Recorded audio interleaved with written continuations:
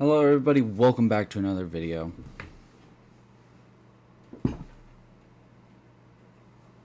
One second.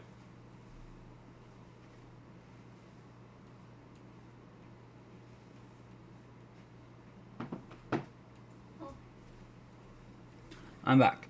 Okay. Today I'm going to be comparing this controller, this beautiful thing, to this beautiful thing. This is the Switch 1 controller compared to the Switch 2 controller. Let's get into it. Because it's very interesting, actually. I have very good and very bad things to say. And I want to know what other people's opinions are. I'm glad that you guys commented and liked the video on the Switch. And Mario Kart World is actually one of the few games I've actually been playing a lot of. I've been unlocking characters, skins, and shit like that. And it is really awesome. So I'm glad that you all are having fun with Switch 2 as much as I am. But let's talk about controllers real quick. Because honestly, these might disappoint a lot of people. So when I first bought this, price tag of, I'm going to spit this out there, $90. $90! And after tax here, it was like $97. That's absurd for any controller. I would not pay this kind of money for a PlayStation or Xbox controller. So Nintendo, you are very lucky. I love your console. Because Jesus Christ, this is expensive. But why is it so expensive? I honestly have no fucking clue. So let's get into what I like about the controller before I start shitting on it any fucking more.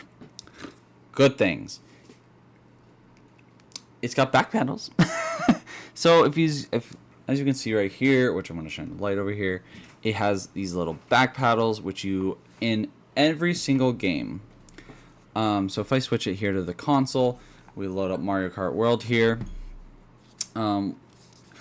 How you set these up is actually per game. So every single game that you play will have a different setup. What you want to do is you want to hold down the home button until you get this screen. And as you see, I have it set up Y and X. So hit GL. And you can have instant setup, and I have it set to Y, so I'm going to keep it at Y. You just click the button you want, but you can click it to A, B, ZR, and literally anything of your choice, except the other button. You can't make GL have GR controls. That's just weird. But those are what I do. Now, of course, you can also scroll all the way down, click A on it, and then click the button you want. But for easy setup, just click the back button and click the button you want. Easier that way. So that is how you set that up. So very easy setup, and it changes from game to game. So actually, let me show you that real quick, because I think this is cool. So like we just saw with Mario Kart World, it's Y and X.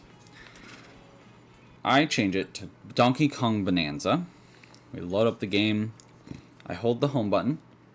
As you can see, completely gone. Meaning I reset the back buttons to whatever button I want. I think that's really, really cool, and something that honestly helps a lot, because Mario Kart World, yeah, Y and X make perfect sense for that game for me, because I can hold the drive button and hit this back button to view behind me.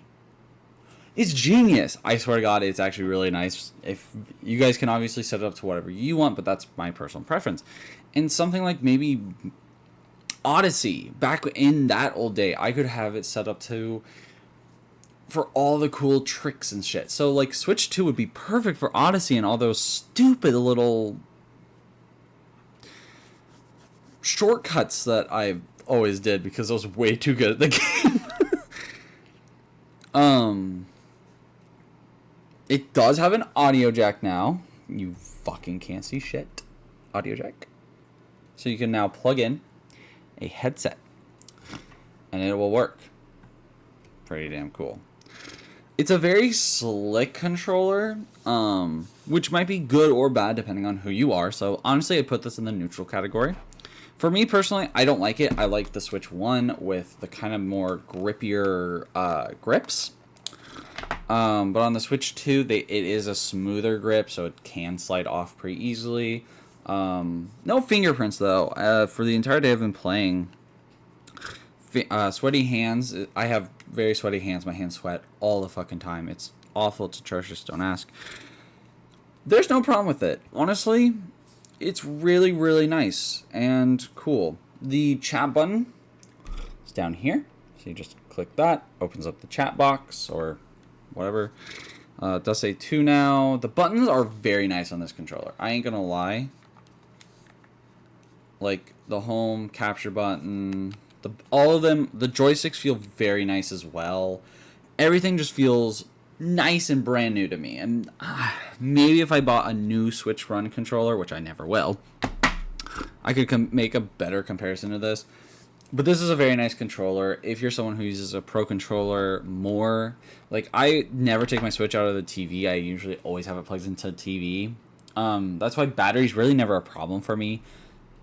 Like I said in the last video, I couldn't really tell you how the battery was. It was pretty similar for me just sitting there. As someone who's kind of played a little bit more outdoors, I've been traveling the past few days, which is why I had to get those videos recorded that one day, and it was a fun fucking day. It was a fun fucking weekend.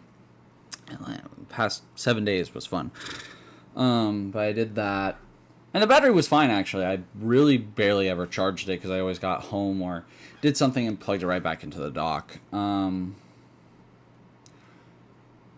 I did get a case for it, but it's just a basic case. It's nothing really important. But back to the controller. It's a good controller if you want it. However, the $90 price tag. I think if you like the Joy-Cons and you are maybe younger or you just play it more in handheld, this might not be worth it for you.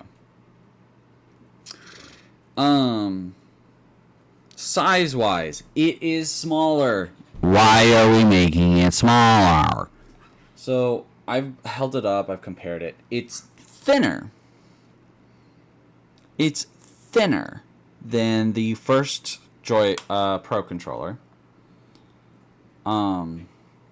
It is also sideways. Just a little thinner.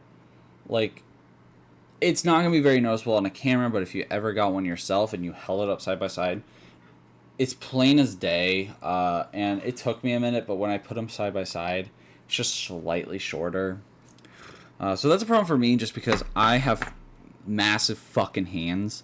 So it does feel a little uncomfy. Not uncomfy enough that I won't use it. However, I actually would say comfort-wise, I prefer this controller. I feel like I got a better grip on it. And that also might just be because this one's more slick. So I actually will be keeping this around and probably using this more than this. Unless I'm playing Mario Kart. Because honestly, there's not too much of a difference other than the back pedals. Because everything's still a button. There's a headphone jack. Doesn't really apply that much. So up top of the controller, like you saw earlier, we have the USB-C port. We still have the small little dot saying it's charging. The sync button, same as the Pro controller, which is, there you go. However, now the light bar that was on the bottom of the Pro controller one, is now at the top, so you can see what number you are at the top now. I swear to God, this brings back so many flashbacks of me and my sister just arguing over who was player one. Oh shit. Anyway. So yeah, the bottom has the headphone jack, so nothing really much on the bottom. It is a cool design. It does look really cool, like on camera. It looks cool. It's nothing crazy, nothing great, but it is a Pro controller, and it's really cool. It's got a lot of the warnings and other bullshit on the back. I don't know about battery life too much yet. But I mean, I got it today. I've been playing all day, pretty much, and it's still at full charge. I think it uses the same battery as the Pro Controller 1, unless they upgraded it, and I don't know about it. But yeah. So, let's say you don't know what you're doing either, by the way. So, if you go to your system and you go to controllers, change grip order just allows you to change the grip, obviously. So, I want this one to be 1, connect this. Then I turn on this one. which takes so much longer. That's the other thing. This one is faster connecting and turning on and stuff like that, so it does work faster. Search controllers.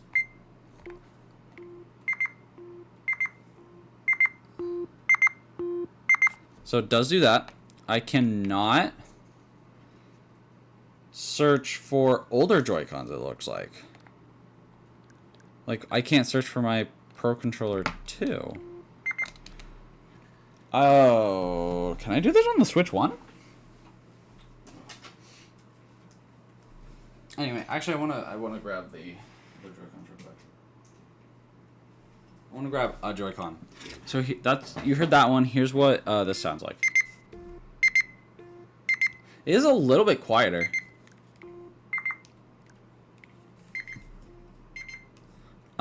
Which is actually kind of crazy. So find controllers. You can't find Pro controllers. So let me connect this one back to my Switch one here.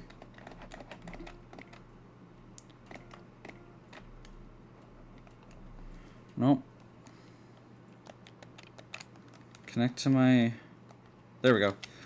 Okay, so I want to find the controller. That's it. It just vibrates. While the Switch 2, on the other hand, has a nice little noise. Joy-Cons make the same noise, same little vibration.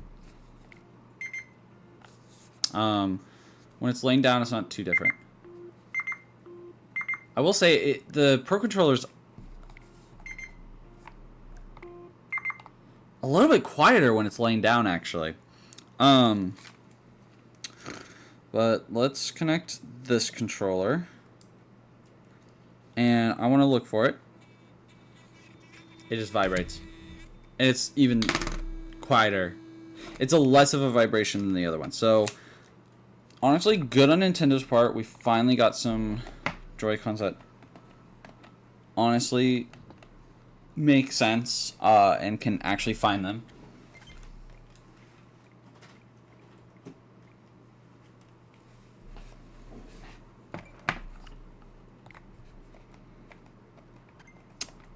So that is a very big positive.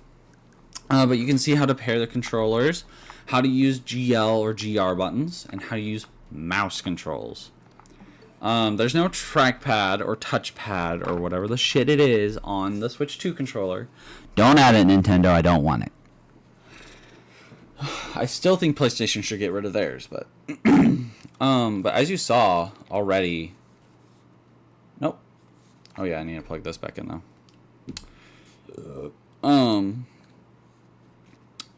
Other than that, they did get rid of the light bar on the home button. So there's no light bar like there is on the Switch 1. There's a just tiny ass light bar there. There's nowhere of that. So the home button's actually bigger, which is really cool. I think all of the buttons are slightly out more as well. So better to press. Not clear. It's solid. But yeah. So honestly, I don't know. I got like iffy things. If you want to spend the $80 or $90 on the Switch 2 Pro Controller with back pedals and the chat box with no mic built into it, by the way. The mic is still in the console. No idea why. Out of all the things, the mic in the controller would have made a lot of sense. It really, really, really would have. But okay, I'll let it slide. The color's pretty nice. It feels fine if you're into the more slicky controllers with no grips. It's pretty smooth all around. If you're a gamer, kind of like I am, who's gonna be playing games a lot and just, you know, is willing to spend the $90, go for it. If you're not, you play it on the go a lot, so or you just play in your bed handheld. This is not worth it. Don't get it. Like, I really cannot find a good fucking reason why you would buy this. Unless you just have your Switch plugged into the TV at all times. And even then, if you have a working Pro Controller 1, first generation Pro Controller, just use that. It works. And it works extremely fine. Just the exact same. Yes, it feels a little old and rusty and the buttons don't feel as nice as the new one. But honestly, I probably am just going to use this like that. I probably could return that and be fine with that, but I'm not going to. I want it. But I might.